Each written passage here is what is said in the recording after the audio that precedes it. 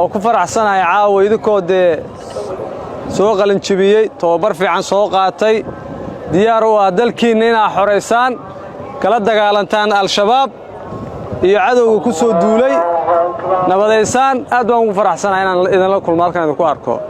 waajibaadka la liidari doono insha Allah inaad si fiican uga soo baxdaan oo ciidanka furimaha jooga la yiraahdo maanta waxa ku soo biiray dhiig cusub rag cusub ciidan diyaar u ah dalka inay xoreeyaan shabaab ka xoreeyaan diyaar ma loo yahay waxaan ogahay al-shabaab inay yihiin wiilal yar oo qoryaha ka wata oo baqaya oo aan dad lahayn oo aan dawlad lahayn oo aan oday qabiil lahayn oo aan taliyaal fiican lahayn dad aan jecleen baa taliyaal u ah soo diraya isdhaaya qarxiya idinku waxa leedihiin saraakiil fiican macallimiin inta u barta madax sarsaro idin jecel xuquuqdiina ka fakaraysa ummad Soomaaliyeed oo idinku jiifta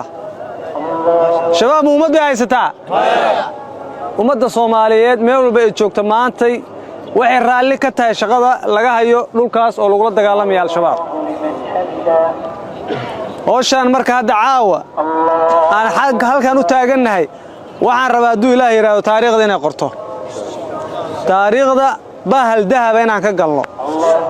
nolosha iyo geeridaba Ilaahay baa haya ma anaga qorsheena ما قرشنا أنا واحد على ما قرشنا واحد دمنا ما قرشنا إلهي بقى قرشيستي وحو قرشي يلا واحد يسجرين بو قرشي كان دمنا يا كان دلنا يا كان دعوة ما يا كان أسوي شيء في ملاريا يدرسه كان أسوي شيء في كنين توعنا كل دمنا يا واحد أنا ما قرشنا لكن إلهي مركان دمنا هل واحد ولا ارتجينا قفل بهال واحد ولا ارتجيا ولا ارتجيا عمل كان ولا ارتجيسا دجال كان وجهاد شباب وحنا لا دجالمين وجهاد وحنا نذكرها بالرمضان ويه وبشي هو غير كبنيت بلها مالمي هو غير كبنيت بن كجرنا inaad aamintaan cibaado inay tahay dagaalka war ma fahanteen sida hadda taraawiixda iyo salaada loogu jiro waxa ka sii khayr badan amniga waa laga shaqeynayo nimanka lagu dagaalamay bil ramadaan sababta dad muslimiin ay leeynayaan dhulkaan bay rabaan nabad u diidayaan maskax kale dad kale leeyihiin bay ku shaqeynayaan